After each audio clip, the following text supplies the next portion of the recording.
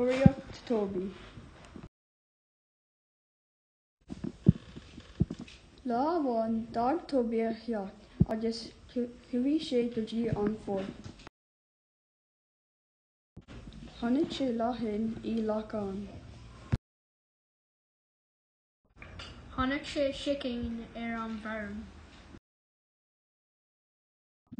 Tháinig sí cáilíní ag imirt pelle.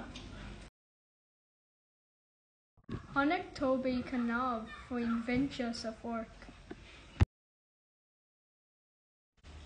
Go tobann, rug madra eile an cnámh, bhí fearg ar an Toby.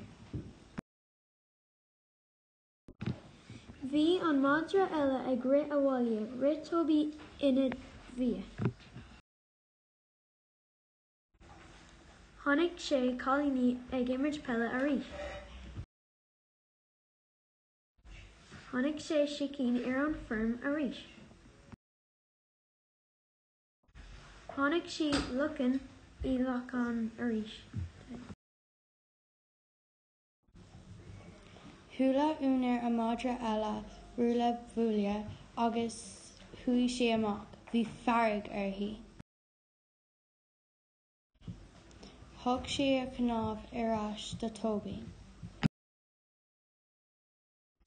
Bhí áthas ar Toby anois.